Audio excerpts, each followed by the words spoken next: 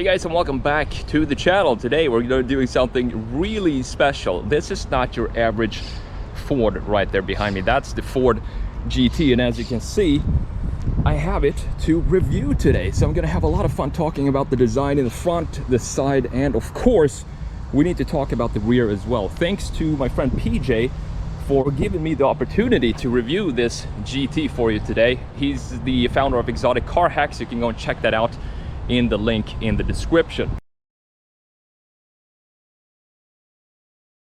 So the thing with the Ford GT is, I can't believe that when they launched this car, they actually kept it secret for the entire development phase. So nobody knew about it, and then boom, they just dropped the bomb when they unveiled it in 2017. The price when it first came out was about $550,000. But good luck finding a GT for that price today, because today the prices have bumped. They just stopped production of the GT. So if you want to find one today, you can expect to pay anywhere from $1.2 to $1.6 million. Guys, I don't have kids yet, but if the time comes, this is definitely a book I would get for us. It's called What Cars Say. It's written by Rachel Alfonso, a true car enthusiast herself. It's an interactive book with real car sounds from 25 different cars, ranging from a Mini Cooper and Jeep Wrangler to a Pagani Huayra and even the Lamborghini Aventador. It comes in both digital form and as a physical book, and right now you're getting the physical book completely free.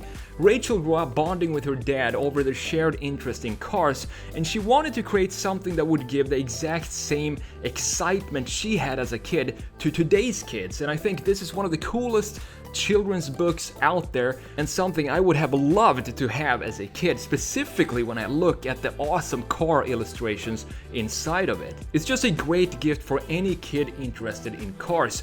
Check it out by visiting shop.whatcarssay.com or click the link in the description to get yours. And by doing that, there is no doubt that you're going to have the best gift at the next birthday party. The thing with this new GT compared to the old one is that the styling is of course completely new. You can see that they definitely modernized the entire thing, and also the interior looks fantastic, super modern all around. Compare it to the 2005 GT. This feels a lot more sharp and just a lot more aggressive, I would say, but still it's super functional. So when the designers designed this car, they had three key factors that they wanted to implement in the design, and that was lightweight.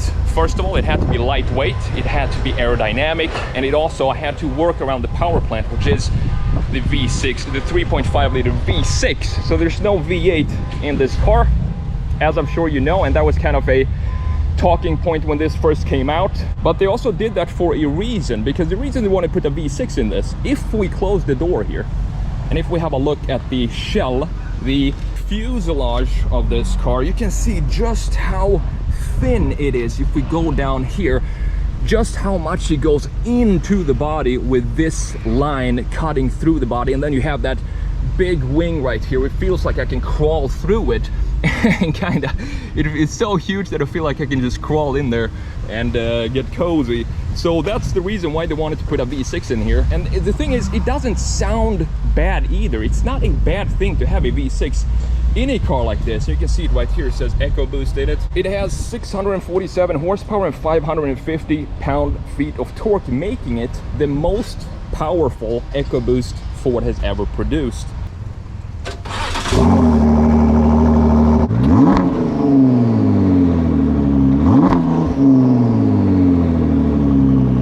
So let's have a look at the interior and see what's new here compared to the 2005 GT.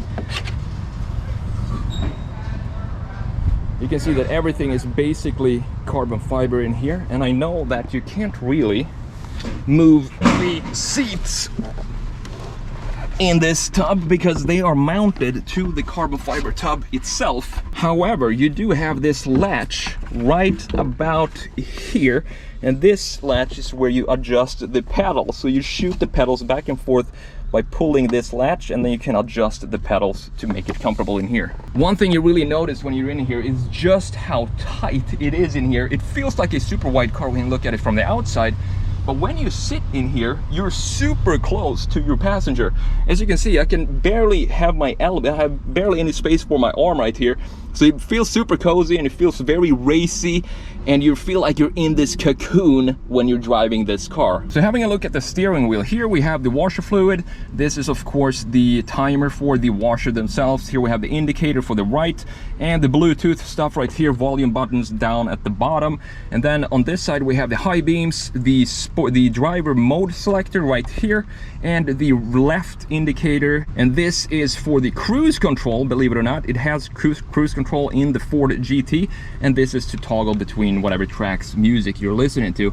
Another detail that I want to show you in here is, if I can get out, it's very tight, are these air vents that we have mounted in the door. So instead of having them inside of the car on the dash, it's too tight for that. So what they had to do is to move them up there, which I think looks pretty cool, specifically when we have this carbon fiber weave kind of cutting into this piece right here. It's a beautiful detail, and I think these by themselves have a very clean and beautiful design.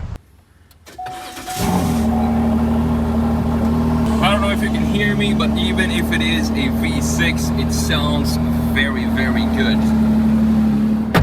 I totally understand the reason why they put a V6 in this, because it all has to do with the design of the car. They needed a V6 in order to fit everything that they wanted onto the car, and also to make the cabin or the fuselage of this car as narrow as possible, to have as much of a slipstream of air going around it and into those big wings that we have sitting over the rear end. Quickly, we can go over the center stack right here. This is obviously the start button right here. This is the gear selector, and here we have the warning and the traction control off. You gotta have some big, you know what, to turn this off. And here we have the suspension settings and the lift for the front and the rear. I want to show you that as well.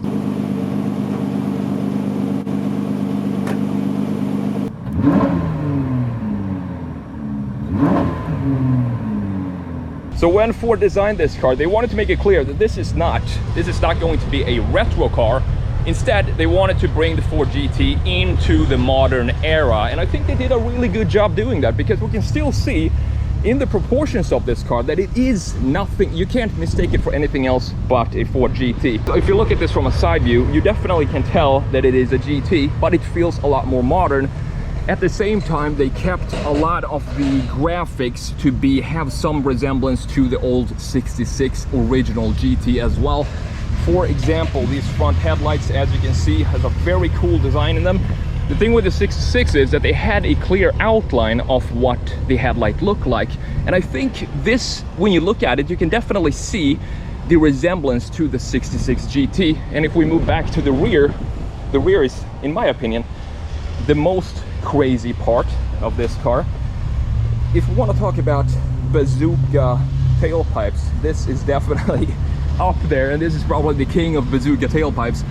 What I like about this rear end is that we have all the graphic features. We have the round taillights and the bazooka tailpipes in one single line, and that is also resemblance to the 1966 Ford GT. If we're going closer here and look at the taillights, what I really like about this design is that it looks almost like the taillight, it's a floating graphic element, that it's not really attached to the car. It reminds me a little bit about the 488 GTB taillights as well, but this has this cool design within the taillight itself, and also of course it's hollow, so all the hot air from the engine gets thrown out from this exit right here. And I'm not sure if these are original exhaust.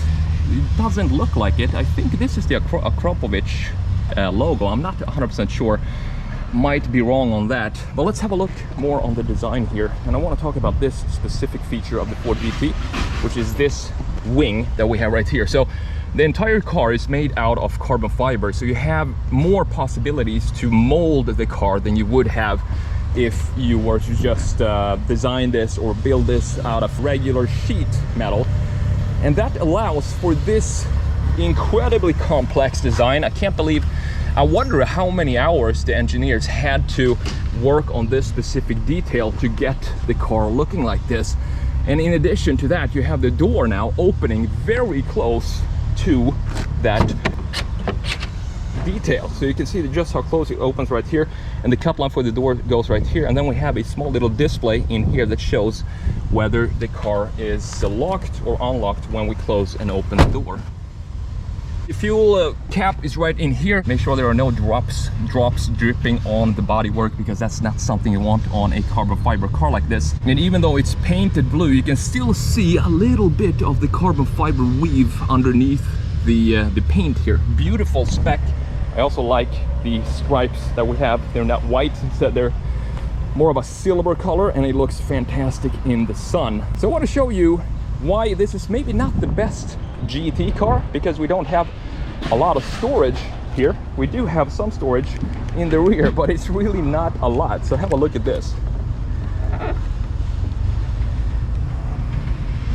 That is the only storage compartment in the entire car. Now I think it's pretty funny to see, but it also makes, you know, it makes a statement that this is not just a driver's GT car. It's actually a performance car, and it's meant to be driven preferably on track. And I also like the positioning of the V6. It just looks like it fits in there really nicely, and you can see that it's very centered in the car, right in between the rear and the front axle. Now when you close this, you need to be very careful, because you need to push very lightly in the middle right here until you hear that click, and that means that the latch is closed. One thing I didn't notice on the photos are these vents right here, but I really like that they kind of cut into the body, otherwise it would feel almost a little product designy in the rear end with all the angles that we have right here. Not only is the car itself and the tub and the entire body of the car made out of carbon fiber, you also have the carbon fiber wheels right here, as you can see, totally exposed, looking super cool and clean.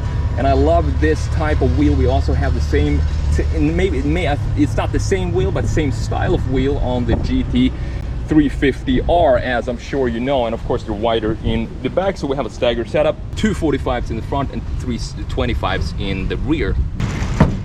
That's my review of the Ford GT. Thanks again to PJ for lending me this car to review for you guys today. Go check out exoticcarhacks.com, where he teaches you how to get into your first exotic. And also go check out What Cars Say, the book, a super cool book for any kid that is into cars. I'll link both of those down in the description. Thanks for watching, and I will see you in the next video.